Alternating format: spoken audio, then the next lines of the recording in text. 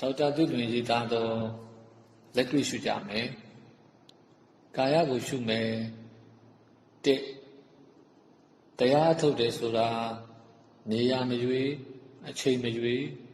ဣတိယာပုမရွေးအားထုတ်နိုင်ပါလေဒါပေမဲ့အခုမှစာလုံးရေးစဆိုတဲ့သူကိုတော့ထိုင်ပြီးအားထုတ်ဖို့အကြံပေးလိုပါတယ်ထိုင်တတ်တယ်လို့ထိုင်ပါတက်တောင့်တတာထိုင်ပါစိတ်မတင်ထားပါနဲ့အသက်ဝဝရှုပါအသက်မှန်မှန်ရှုပါနာသီးဝကိုအာရုံပြုပါဝင်လေဝင်လာတာကိုသတိထားပါထွက်လေထွက်သွားတာကိုသတိထားပါဝင်လေထွက်လေကိုမတွေ့ရင်စိတ်မပြတ်ပါနဲ့တွေ့အောင်အတင်းမရှာပါနဲ့စိတ်အေးထားပြီးနာသီးဝကိုပဲအာရုံပြုနေပါဝင်လေသို့မဟုတ်ထွက်လေထင်ရှားလာပါလိမ့်မယ်အရန်ထင်ရှားလာအောင်ရည်ရွယ်ပြီးဘာမှမလုပ်ပါနဲ့သူ့ဘာသာထင်ရှားလာတာကိုစောင့်ကြည့်ပါဝင်လေထင်ရှားနေတဲ့အခိုက်မှာဝင်လေမှာစိတ်မြဲနိုင်တဲ့မြမြဲအောင်သတိထားပါထွက်လေထင်ရှားနေတဲ့အခိုက်ထွက်လေမှာသတိထားနေပါသတိထားနေတာကိုပဲလေ့ကျင့်ပါဘာညာဘာမှမစင်စားပါနဲ့ဘာမှမတွေးပါနဲ့ဘာမှအဖို့မလုပ်ပါနဲ့တတိထားတဲ့အလုပ်တစ်ခုပဲလုပ်ပါ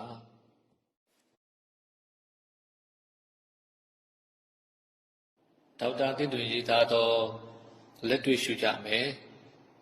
ကာယကိုရှုမယ်နှစ်တရားအထုတ်နေတဲ့သူတိုင်းလို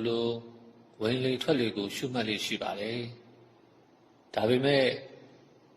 ဝင်လေထွက်လေကိုဘယ်လိုရှုမှတ်မလဲဘယ်လောက်အတိုင်းအတာထိရှုမှတ်မလဲဆိုတာလူတိုင်းမပိုင်းဖြတ်တတ်ပါဘူးဒီထက်ဆိုတာကဝင်လေထွက်ရင်မှတ်ရင်ပြန်လွင်တာငိုက်တာအတွေးတွေဝင်တာတွေဖြစ်ရင်ဘယ်လိုဖြေရှင်းရမှန်းမသိပဲ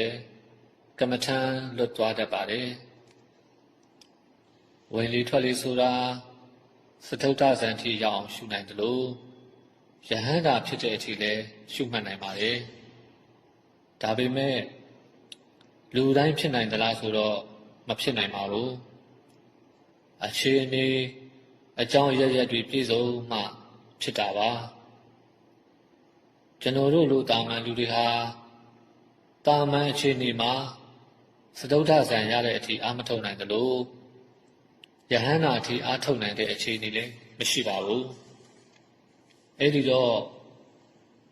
ပထမဇန်သမာဓိတို့မဟုတ်ဥပ္ပစာယသမာဓိလောက်ရရင်ဝိပဿနာရှုဖို့ရည်ရွယ်ချက်ထားရပါမယ်ဒါဆိုဝင်လေထွက်လေနဲ့သမာဓိထူထောင်ပြီးဝိပဿနာရှုကြပါမယ်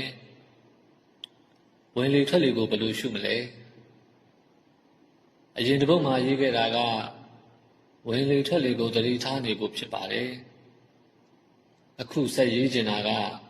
ဝင်လေထွက်လေမှာသတိကောင်းလာဖို့ပါသတိကောင်းလာမှတမာတိဖြစ်မှာပါဒီအချက်ကအရေးကြီးပါတယ်တရားအထုတ်သူတော်တော်များများဟာသတိကောင်းတဲ့အထိအာမထုတ်ကြဘူးတမာတိကောင်းတဲ့အထိအာမထုတ်ကြဘူးတော်ယုံသတိတော်ယုံတမာတိနဲ့ဉာဏ်လန်းကိုကူးကြည့်ကြတယ်အစတော့ဟုတ်မလို့လို့နဲ့ခဏနေတော့တတိတမာတိပညာဘာမှမဖြစ်လာပဲခြားလဲလဲနေတတ်ပါလေဒါကြောင့်မို့ဝင်လေထွက်လေမှာသတိထားပါအတင်းအောင်မဆိုင်ထားပါနဲ့သတိထားတာမပြတ်စင်းနဲ့သိယုံပဲသိနေပါဒီအချိန်မှာအဆက်မပြတ်သတိထားတာကလွဲလို့တခြားဘာမှမလုပ်ပြီးဖို့အရေးကြီးပါတယ်အလွန်အရေးကြီးပါတယ်ဒီအချိန်မှာတွေးတာစင်ကြင်တာ သုံးသက်တာတွေမလုပ်ပါနဲ့အချိန်မတန်သေးပါလေဝင်သွားတာလေထွက်သွားတာအဲ့ဒီနှစ်ခုကူသာမလွတ်အောင်သတိထားနေပါဒေါက်တာသစ်လွင်ရေးသားသောလက်တွေ့ရှုကြမယ်ကာယကိုရှုမယ်၃ဝင်လေထွက်လေကိုအဆက်မပြတ်သိနေအောင်သတိထားတဲ့အခါစိတ်ငြိမ်စိတ်ထားအလွန်အရေးကြီးပါတယ်သိကျင်တာတွေတိမ်များနေတဲ့စိတ်နဲ့မရှုမှတ်ရပါဘူးဝင်လေထွက်လေလွတ်သွားမှကြောက်တဲ့စိတ်နဲ့လည်းအားမထုတ်ရဘူးဟိုတွေးဒီတွေးတွေလည်းမလုပ်ရပါဘူးစိတ်အေးအေးထားပါမလွတ်အောင်သိနေပါမလွတ်အောင်သိနေတဲ့အခါစိုးရိမ်တာပူပန်တာတာယာတာကျေနပ်တာတွေဖြစ်လာရင်အဲ့ဒါတွေကိုသတိထားနေပါ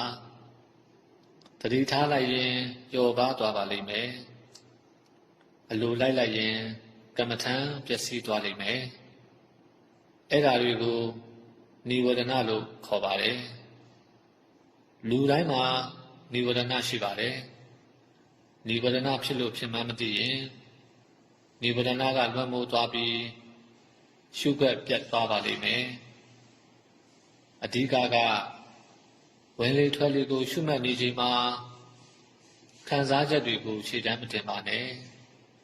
ခံစားချက်တွေဖြစ်လာရင်တတိကြီးကြီးထားပြီးခံစားချက်မကြီးထွားအောင်ပြုဆိုင်ပါဒီအဆင့်ကိုမကျော်နိုင်ရင်တမာတိမရပါ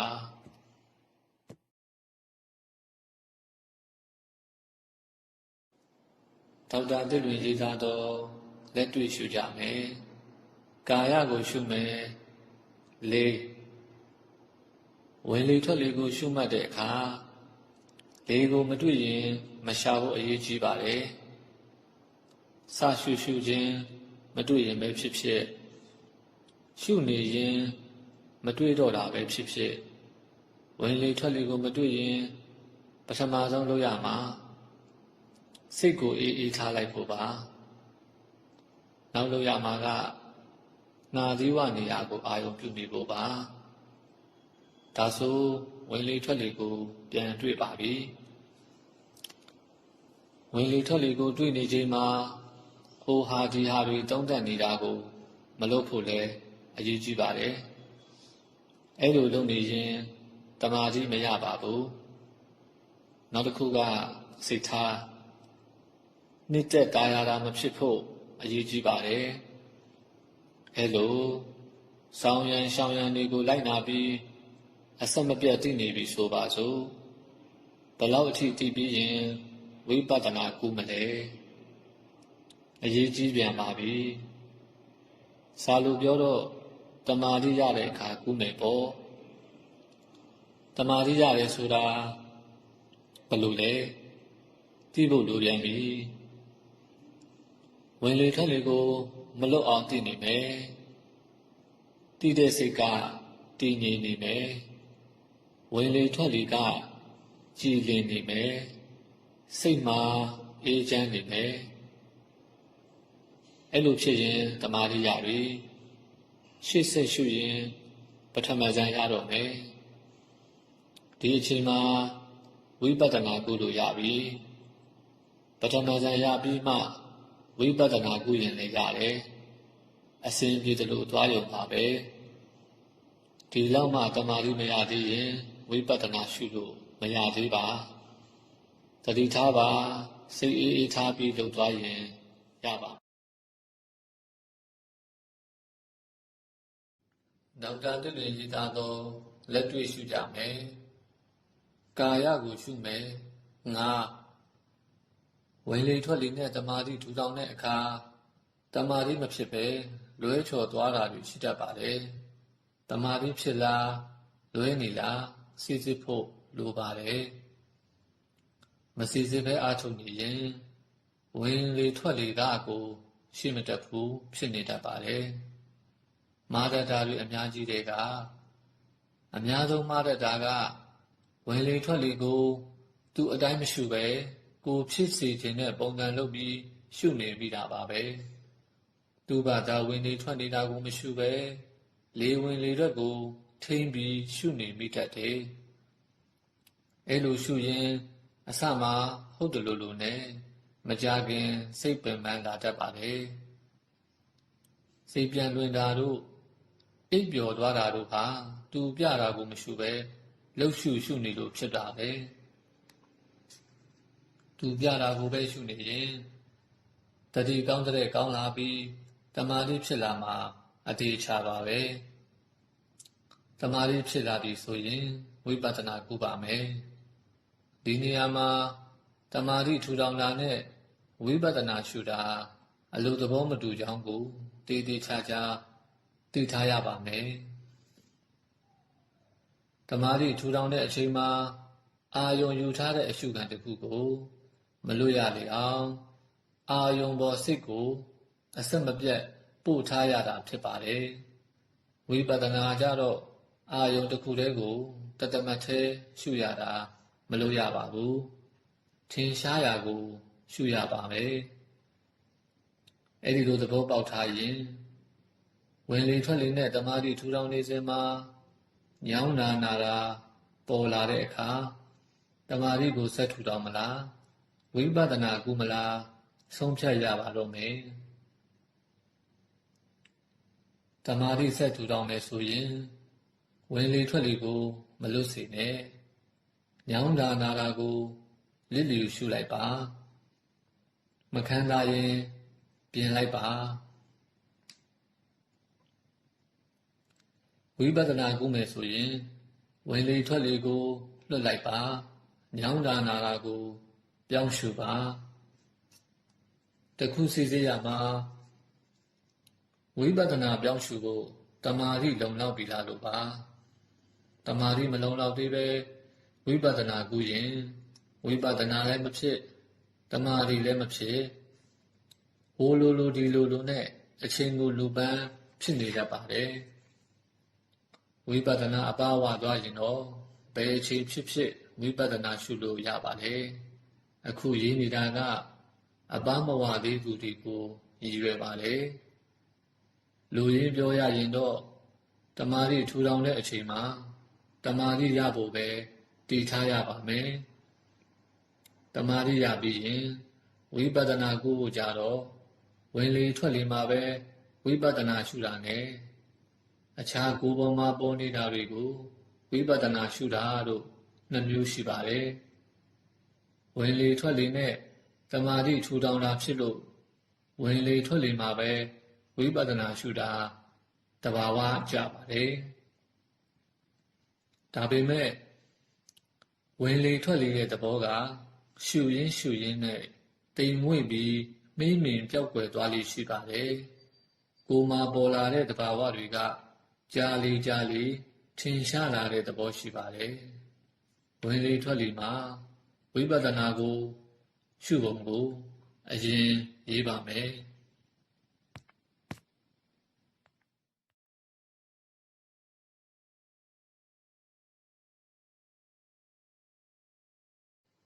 ဒေါက်တာသစ်လွင်ရေးသားသောလက်တွေ့ရှုကြမယ်ကာယကိုရှုမယ်6ဝင်လေထွက်လေမှာသမာဓိရပြီဆိုရင်ဝိပဿနာကုပါမယ်ဝင်လေထွက်လေမလုပ်ဖဲအားထုတ်လို့မရဘူးလားလို့မေးစရာရှိပါတယ်ရပါတယ်သမာဓိထူထောင်ဖို့ကမ္မထမ်း40ရှိပါတယ်ဘယ်နည်းနဲ့ဖြစ်ထူထောင်နိုင်ပါတယ်အရေးကြီးတာကသမာဓိရပြီးရင်ဝိပဿနာကုတတ်ဖို့ပါပဲဝင်လေထွက်လေကလူတိုင်းဒီပါအားထုတ်နေကြလို့ဝင်လေထွက်လေကိုအဓိကထားပြီးရေးခြင်းဖြစ်ပါတယ်အခြားနည်းများသိလိုပါကတီးတန့်ဆွေးနွေးပေးပါမယ်ဝင်လေထွက်လေမှာတမာတိရလာပြီဆိုရင်ဝင်လေထွက်လေဟာနှာသီးဝမှာအလိုထင်ရှားနေတာကိုတွေ့ရပါလိမ့်မယ်လေလန်းချောင်းကိုပဲဆက်ရှုနေရင်အယောင်တွေအလင်းတွေနမိတ်တွေထင်မြင်လာပြီး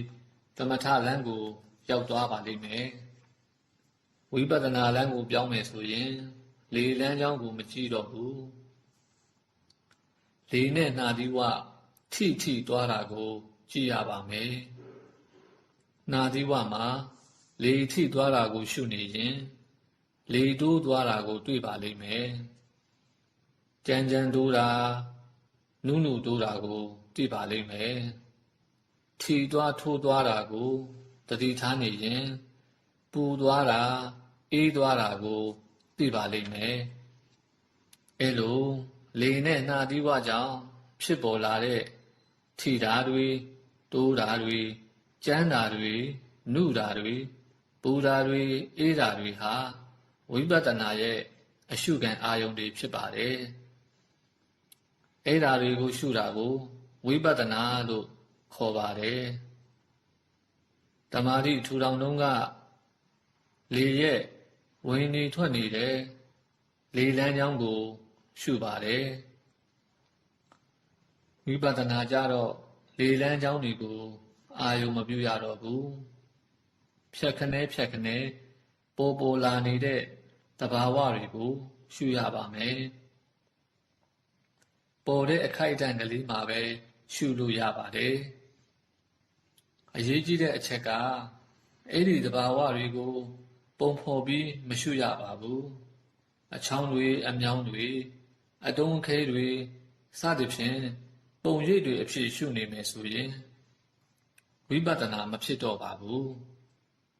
တဘာဝတွေပေါ်တဲ့အခိုက်ကလေးတွေကိုတတိကြီးထားနေတာကိုဝိပဿနာလို့ခေါ်ပါတယ်ဝါယောပထဝီတေဇောတွေကြားဖို့လို့နာမည်တက်မိရင်လည်းအမြဲနာမည်မတက်မိပါစေနဲ့နာမည်မတက်ဖဲသိနေအောင်အားထုတ်ဖို့အကြံပေးလိုပါဒေါက်တာသိလူရေးသားသောလက်တွေ့ရှုကြမယ်ကာယကိုရှုမယ်ခနဲ့ဝင်လေထွက်လေနဲ့တမာတိထူထောင်တဲ့အခါတမာတိကောင်းမရသေးပဲညောင်းတာနာတာတွေကခုံနာကပေါ်ဒီနာကပေါ်ဖြစ်လာတတ်တယ်အဲ့ဒီအခါမှာဝင်လေထွက်လေပဲဆက်ရှုရမလားညောင်းတာနာတာပဲပြောင်းရှုရမလားလို့ဖြစ်နေတတ်ပါတယ်ဝင်လေထွက်လေမှာတမာတိရနေရင်လည်းဝင်လေထွက်လေကိုဆက်ရှုရမလားညောင်းတာနာတာကိုပြောင်းရှုရမလားဆိုတာလဲဝေခွဲရခက်နေတတ်ပါတယ်အဲ့ဒီအချိန်ဟာတရားပြဆရာကိုမေးရမယ့်အချိန်မဟုတ်ပါဘူးကိုမေးရမယ့်အချိန်ပါတမာရီရပြီလားမရသေးရင်ညောင်းတာနာတာတွေကိုအာယုံမပြုတ်ပါနဲ့ဝင်လေထွက်လေမှာပဲတတိမြဲအောင်ကြိုးစားပါဝင်လေထွက်လေမှာတမာရီကောင်းလာရင်အဲ့ဒီတမာရီအချိန်ကြောင့်ညောင်းတာနာတာဟာပျောက်သွားတတ်ပါတယ်မညောင်းငါပဲနိုင်ရှိထိုင်နိုင်ကြတယ်ဆိုတာတမာတိကြောင့်ပါဝင်လေထွက်လေမှာတမာတိမရသေးပဲညောင်းနာတာကိုတွားရှုမယ်ဆိုရင်တမာတိလည်းရောကြဝိပဿနာလည်းမဖြစ်တောင်မရောက်ဖြစ်သွားတတ်ပါတယ်ဝင်လေထွက်လေမှာတောင်တမာတိမရလို့ဉာဏ်မဖြစ်ရင်တမာတိမရှိသေးတဲ့ညောင်းနာတာမှာ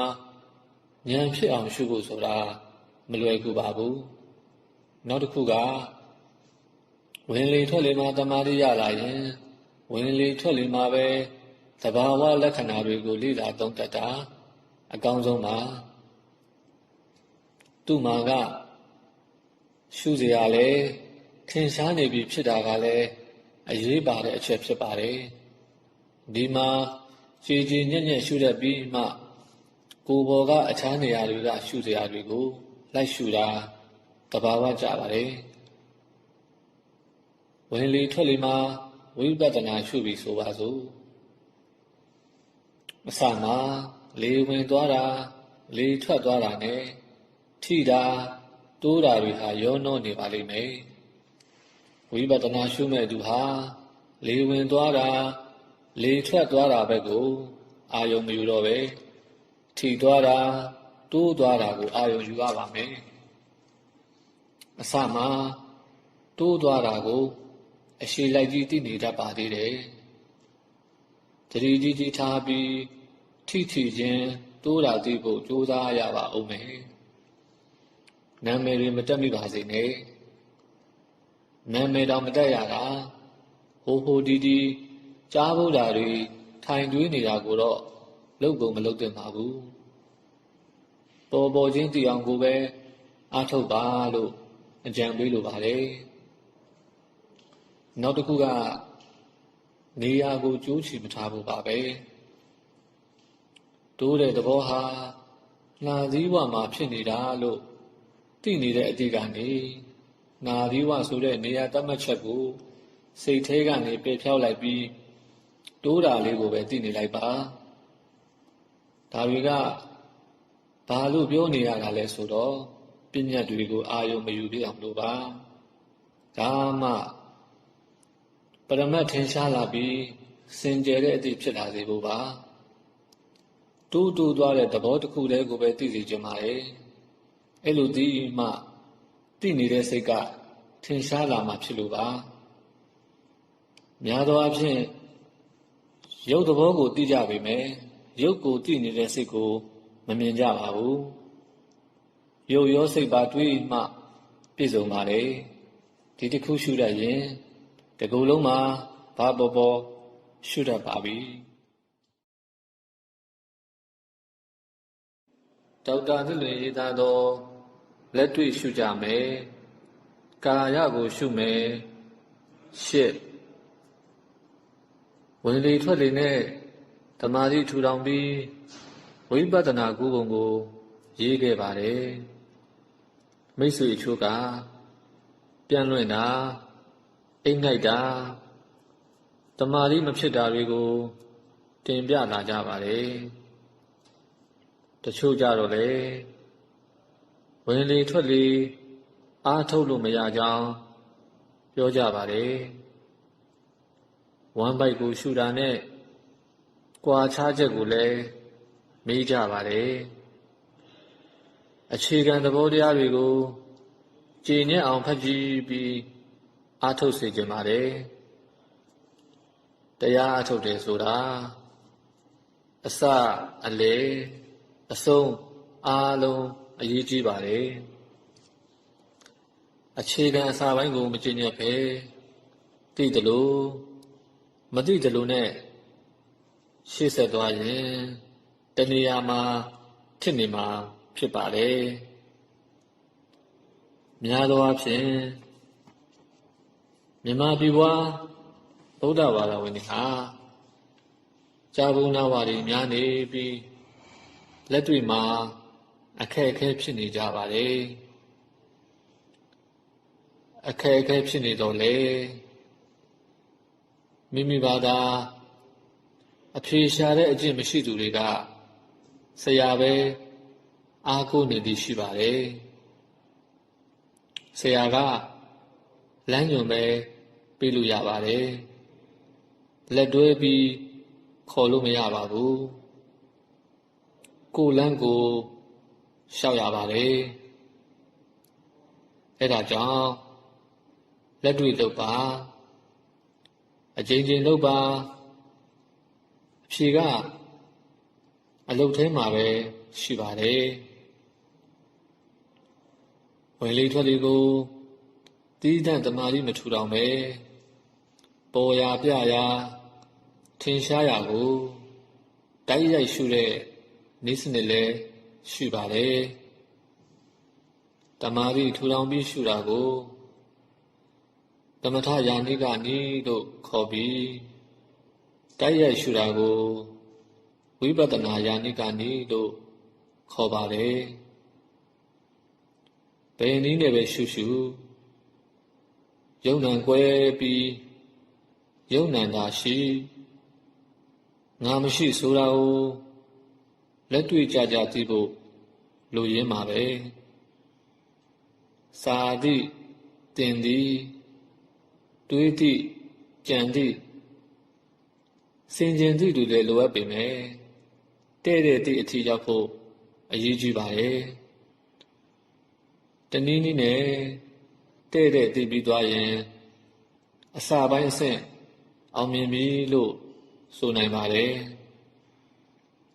ဒီအခြေခံမရပဲရှေ့ဆက်တွေ့လာမဲ့ဝေဒနာကိုရင်ဆိုင်ရင်လန်ကြဖို့များပါတယ်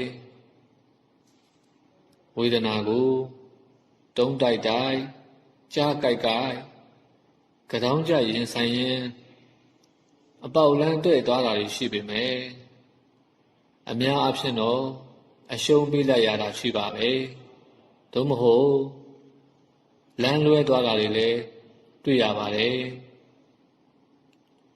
ဝင်လေထွက်လေကိုတမာတိဝိပဿနာအထုတ်တတ်သွားရင်ကိုယ်ပေါ်မှာပေါ်ရာရှုကိုခရီးဆက်ရအောင်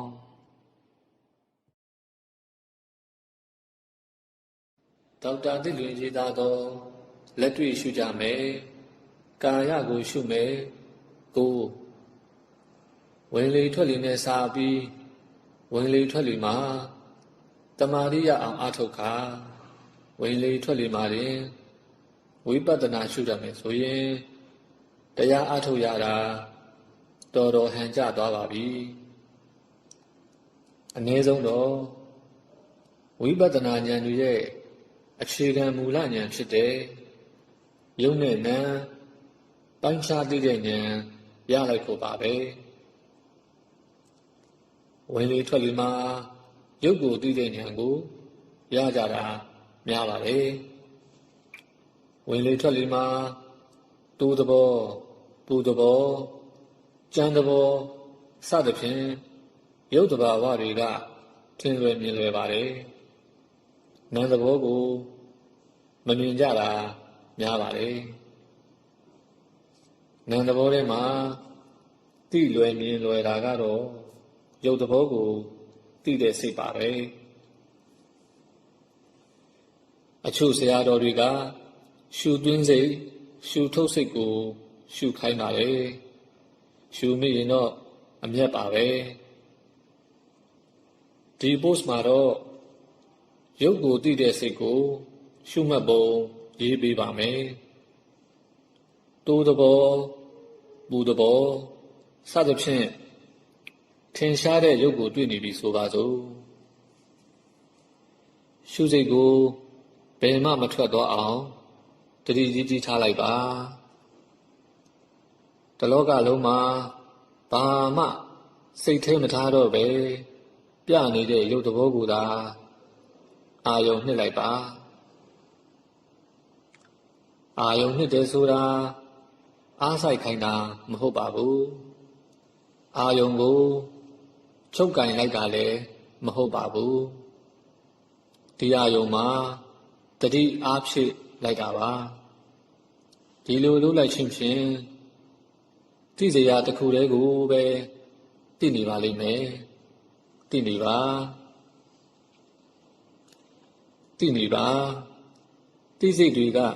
ဆက်နေပါစေဘာစိတ်မှကြားမဝင်ပါစေနဲ့အဲ့လိုသိနည်းနဲ့သိနေကြည့်ပါသိနေတဲ့စိတ်ကိုတွေ့ပါလိမ့်မယ်သိနေတဲ့စိတ်ကအားကောင်းလားလို့သူ့လိုလိုတွေ့သွားတာမျိုးဖြစ်ရပါတယ်တွေးကြံတွေ့ရှာတွေ့တာမျိုးမဖြစ်ပါစေနဲ့အခုလိုရုပ်လဲသိမယ်နာမ်လဲသိမယ်ဆိုရင်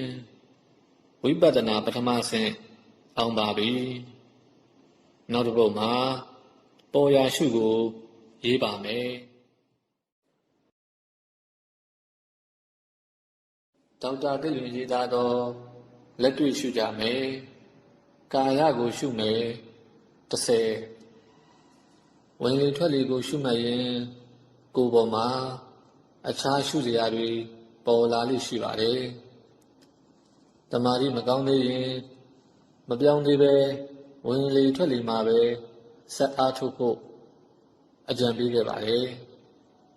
ဘာလို့လဲဆိုတော့အဖြေကနှစ်ခုရှိပါတယ်တစ်ခုကတမာတိကောင်းလာရင်ကိုယ်ပေါ်ကအခြားအာယုန်တွေမထင်ရှားတော့ဘူးနောက်တစ်ခုကဝင်လေထွက်လေမှာပဲဝိပဿနာရှုရင် တမာရီအခန့်ရှိထားလို့ဉာဏ်ဖြစ်လွယ်တာကြောင့်ပါဒါပေမဲ့ဝင်လေထွက်လေဟာကိုရှုကျင်တဲ့လောက်ရှုလို့မရဘူးသူ့သဘောကကြားလေတိမ်မွေ့လေဖြစ်သွားလို့ပါအမတန်တိမ်မွေ့တဲ့ဝင်လေထွက်လေကိုရှုဖို့ကြတော့ပါရမီရှင်တွေသာတတ်နိုင်ပါလေတတိတမာရီပညာသိကောင်းတဲ့သူတွေသာရှုနိုင်ပါလေဝင်လေထွက်လေတိမ်မွေ့သွားတာနဲ့အမျှ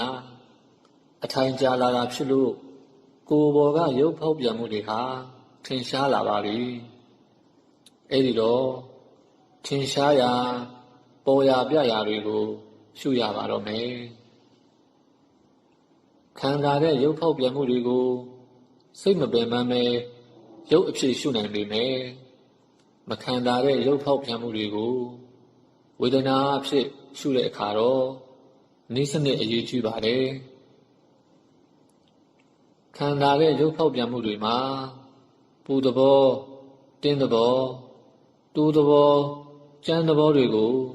စစ်စစ်ဆက်ဆက်ရှုရင်းရုပ်ကိုပိုင်းခြားသိအောင်ကြိုးစားရပါတယ်ရုပ်ကိုသိနေတဲ့သိစိတ်ဉာဏ်ကိုမြင်အောင်အားထုတ်ရပါတယ်အဲ့လိုသိဖို့အတင်းကပ်မရှုရပါဘူးသိကမျှသိအောင်အားထုတ်ရပါတယ်ဒီနေရာမှာအရေးကြီးတဲ့အချက်ကိုပြောပြချင်ပါတယ်ဖောက်ပြန်တယ်မမြဲဘူးဆင်းရဲတယ်ငါမဟုတ်ဘူးဖြစ်ပျက်ပဲစသဖြင့်စင်ကြင်သုံးသက်တာတွေမလုပ်မိဖို့ပါပဲစင်ကြင်တာတွေမလုပ်ရဘူးလို့ဆိုလိုတာမဟုတ်ပါဘူးဒီအချိန်မှာမလုပ်ရသေးဘူးလို့ပြောတာပါအခုချိန်ဟာယုံ nant ကိုကွဲကွဲပြားပြားပိုင်းခြားနေတဲ့အချိန်ပဲရှိပါသေးတယ်တကူလုံးမှာဘယ်နေရာကြည့်ကြည့်ဘယ်အချိန်ကြည့်ကြည့်ဘာပဲပေါ်ပေါ်ယုံနဲ့ nant ကိုသာမြင်နေတဲ့အထိအားထုတ်နေရမယ့်အချိန်ဖြစ်ပါတယ်နောက်တစ်ဆင့်မှရုပ်ကြောင့်နံဖြစ်တာနံကြောင့်ရုပ်ဖြစ်တာတွေမြင်အောင်ရှုရပါဦးမယ်ရုပ်ဖြစ်ကြောင်းနံဖြစ်ကြောင်းတွေကိုသုံးသပ်ရပါဦးမယ်အဲ့ဒါတွေကျင့်ရပြီးမှအနိစ္စဒုက္ခအနတ္တကိုဆင်ခြင်ရမှာဖြစ်ပါတယ်အခုတော့ပေါ်ရာရှုပြီးပေါ်ရာပြရာတိုင်းမှာယုံနဲ့နံကိုပိုင်းပိုင်းနိုင်နိုင်သိသိနိုင်အောင်အားထုတ်ပါလို့အကြံပေးလိုပါတယ်